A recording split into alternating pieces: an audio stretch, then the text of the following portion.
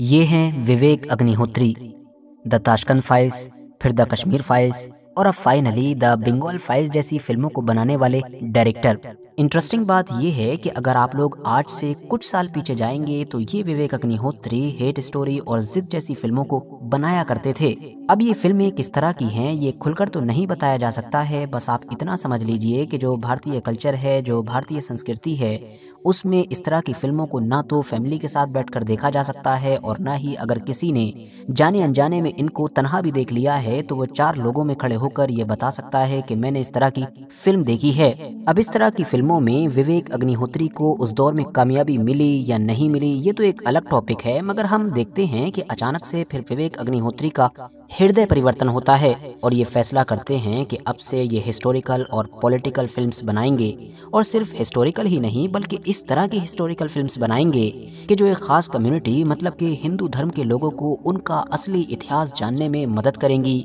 और उनको जगाने में मदद करेंगी। बस तभी सबसे पहले 2019 में द ताशकंद फाइल, उसके बाद 2022 में द कश्मीर फाइल्स और अब 2025 में फाइनली द बंगाल फाइल्स देखने को मिलती है। इनमें से जो द कश्मीर फाइल्स थी वो कमाई के मामले में भरपूर कामयाब साबित हुई थी, क्योंकि 15 से 25 करोड़ के एक लो बजट में बनने के बाद इसने जो कमाई की थी वो लगभग 340 करोड़ के करीब थी। जी हाँ, 340 करोड़। इसीलिए तो अब विवेक अग्निहोत्री को अपनी इस सीरीज की अगली फिल्म मतलब कि द बंगाल फाइल से बहुत ज्यादा उम्मीदें थीं। उनको लग रहा था कि पिछली फिल्म की तरह 300 साढ़े 300 करोड़ के करीब तो कमाएगी ही, या फिर कहीं उससे भी ज्यादा ये नंबर बढ़ सकता है। लेकिन इस फिल्म के साथ जो कुछ होने वाला था वो इस फिल्म को बनाने वाले लोगों ने शायद सपने में भी नहीं सोचा होगा। 5 सितंबर 2025 को रिलीज होने वाली इस फिल्म ने सबसे पहले तो एक राजनीतिक विवाद का सामना किया, वो इस तरह से कि बंगाल के जिसके इतिहास और जिसकी राजनीति के बारे में ही इस फिल्म को बनाया गया है, वहां पर इस फिल्म को ऑफिशियली गवर्नमेंट की तरफ से बैन तो नहीं किया गया है, लेकिन खुद विवेक अग्निहोत्री की माने तो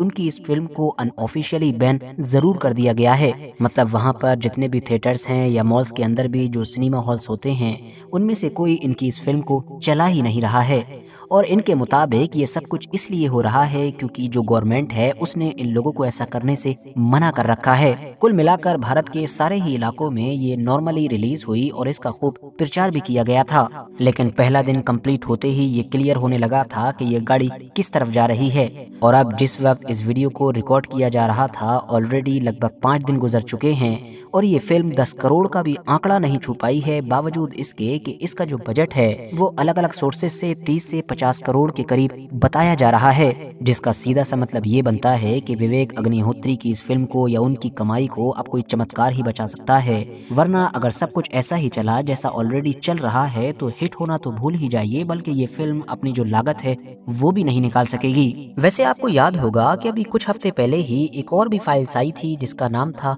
उदयपुर फाइल्स। इस मूवी के बारे में इंटरेस्टिंग बात ये थी कि ये मूवी खुद इतना ज्यादा नहीं चली थी कि जितना ज्यादा इस मूवी को बनाने वाले डायरेक्टर की वो वीडियो चली थी, वो वीडियो वायरल हुई थी कि जिसको उन्होंने अपनी इस फिल्म के बुरी तरीके से फ्लॉप हो जाने के बाद रिकॉर्ड किया था। इस वीडियो के अंदर इस फिल्म को बनाने वाले डायरेक्टर बड़े ही उदासी और गुस्से वाली हालत में दिख रहे थे और इस हालत में वो एक खास कम्युनिटी मतलब कि हिंदू लोगों को बुरा भला कह रहे थे, और वो भी सिर्फ इस वजह से क्योंकि हिंदू लोग उनकी बनाई गई इस फिल्म को देखने के लिए नहीं पहुंचे, जिसकी वजह से उनकी ये फिल्म बुरी तरीके से फ्लॉप हो गई थी। अब अगर द बंगाल फाइल्स के साथ भी ऐसा ही कुछ होता है तो एक सीनियर डायरेक्टर होने के नाते विवेक अग्निहोत्री से तो एटलीस्ट हम ये उम्मीद कर सकते हैं कि वो ऐसी कोई भी उल्टी सीधी वीडियो नहीं बनाने जा रहे हैं। बाकी अब हम डायरेक्ट इस फिल्म की स्टोरी या उन ऐतिहासिक चीजों के बारे में बात कर लेते हैं कि जिनके ऊपर इस फिल्म को बनाया गया है। आगे बढ़ें और अब अगर ऐतिहासिक तौर पर बात करें, क्योंकि ये फिल्म इतिहास पर ही बनी है और डायरेक्टर के मुताबिक इसमें उन्होंने वो इतिहास दिखाया है कि जो अभी तक छिपाया गया था।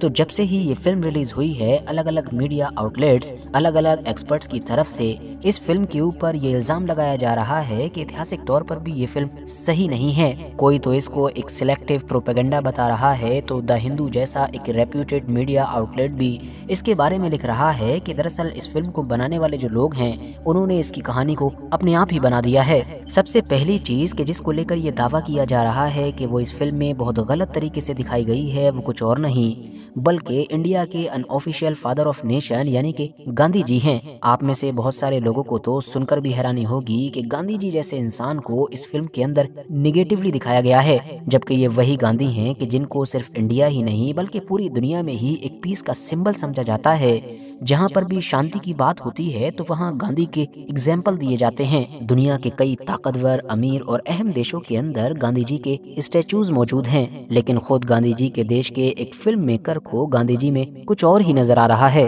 अब अगर दूसरे पॉइंट पर आए कि जिसको लेकर इस फिल्म को क्रिटिसाइज किया जा रहा है तो वो है सिलेक्टिव नैरेटिव, मतलब आप कह सकते हैं एक तरफा कहानी। दरअसल इस फिल्म के अंदर 1946 में बंगाल में होने वाले उस खतरनाक और दर्दनाक दंगे की कहानी दिखाई गई है कि जो उस डायरेक्ट एक्शन डे के जरिए से शुरू हुआ था कि जिसको पाकिस्तान की डिमांड करने वाली मुस्लिम लीग की तरफ से ऑर्गेनाइज किया गया था। अब इस बात में तो कोई भी शक नहीं है कि उस खतरनाक दंगे में एक कम्युनिटी के लोग ही मेनली टारगेट हुए थे और वो कोई और नहीं बल्कि हिंदू लोग थे। न सिर्फ अच्छी खासी तादाद में बेकसूर हिंदू लोगों की जान गई बल्कि बेशुमार लोगों को अपना घर बार भी इस दंगे की वजह से छोड़ना पड़ा था। लेकिन यहाँ पर इस फिल्म को क्रिटिसाइज करने वाले लोगों को जो प्रॉब्लम नजर आ रही है वो ये है कि उस दौर में होने वाला ये इकलौता दंगा नहीं था बल्कि ये एक पूरी चेन थी जिसकी अलग अलग कड़ियां भारत के अलग अलग इलाकों में अलग अलग वक्तों पर नजर आ रही थीं। मतलब ये कि इंडिया और पाकिस्तान के इस बंटवारे की वजह से उस दौर में अलग अलग वक्तों पर भारत के अलग अलग शहरों में कई अलग अलग खतरनाक दंगे फसाद हुए थे। यही वजह है कि आज भी पूरी दुनिया में इंडिया पाकिस्तान के बंटवारे को सबसे खूनी पार्टीशन माना जाता है। दंगा बंगाल में भी हुआ था और दंगा पंजाब के कई अलग अलग शहरों में भी हुआ था और हाँ, दंगा बिहार में भी हुआ था। इन दर्दनाक और रुला देने वाले दंगों की ये लिस्ट काफी लंबी है, बस आप इतना समझ लीजिए कि जहाँ भी दंगे होते थे जाहिर है हर एक दंगे में एक खास कम्युनिटी ही टारगेट होती थी। मतलब किसी दंगे में मेनली बेकसूर हिंदू लोग टारगेट होते थे तो किसी में मुस्लिम टारगेट होते थे और हाँ, किसी में सिख टारगेट होते थे। मिसाल के तौर पर उस दौर में बिहार में होने वाले दंगों की ही बात कर लें कि जिनके बारे में ये भी दावा किया जाता है कि वो बंगाल में होने वाले दंगों का एक बदला थे, मतलब रिटेलिएशन के तौर पर हुए थे। तो उनमें अलग अलग आंकड़ों के मुताबिक लगभग 10,000 मुसलमानों को अपनी जान गंवानी पड़ी थी। तो कहने का मतलब ये है कि ये जितने भी दंगे फसाद हैं कि जो हमारे देश के इतिहास पर एक काला धब्बा हैं, ये दरअसल अफसोस करने और सीखने की चीजें हैं ताकि उस तरह की गलतियां दोबारा ना हो और दोबारा से बेकसूर लोगों का कहीं पर भी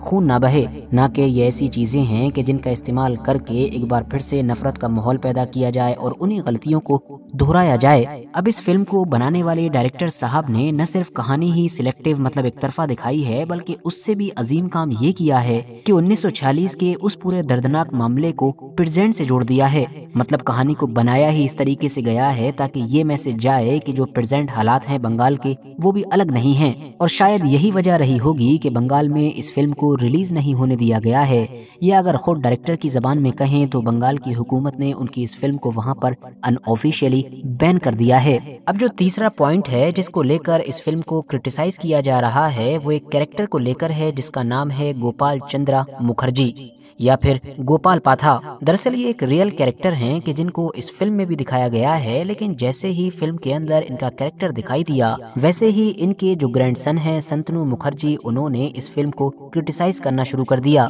उनका कहना था कि उनके दादा को इस फिल्म में गलत तरीके से दिखाया गया है, एक ऐसे इंसान के तौर पर दिखाया गया है कि जो मुसलमानों से नफरत करता है और मुसलमानों के लिए मानो कसाई है, जबकि असल में तो हमारे दादा ऐसे थे ही नहीं बल्कि वो एक फ्रीडम फाइटर होने के साथ साथ पीसफुल इंसान थे। उन्होंने हमेशा शांति की ही बात की और जब बंगाल में उस दौर में ये सब कुछ हो रहा था तब भी वो हिंदू मुसलमानों के बीच शांति स्थापित करने की ही कोशिश कर रहे थे। उनको फिल्म में मुसलमानों से नफरत करने वाला एक बूचर दिखाया गया है, जबकि हकीकत तो ये है कि उन दंगों के दौरान उन्होंने मुसलमानों को छत देकर उनकी हिफाजत की थी। साथियों, इसी वजह से ही उनके इन ग्रैंडसन ने न सिर्फ लीगल नोटिस फाइल किया बल्कि इस फिल्म के खिलाफ FIR भी दर्ज करवाई थी। बाकी दोस्तों, आखिर में इस पूरे मैटर पर आप लोगों की क्या राय है, आप क्या सोचते हैं, कमेंट्स बॉक्स में जरूर बताएं। वीडियो अगर इन्फॉर्मेटिव लगी हो तो लाइक करने के साथ साथ दोस्तों के साथ जरूर शेयर करें और ऐसे ही नॉलेजेबल और हिस्टोरिकल वीडियोस हमेशा देखने के लिए हमारे इस चैनल को सब्सक्राइब करने के साथ साथ बेल आइकन को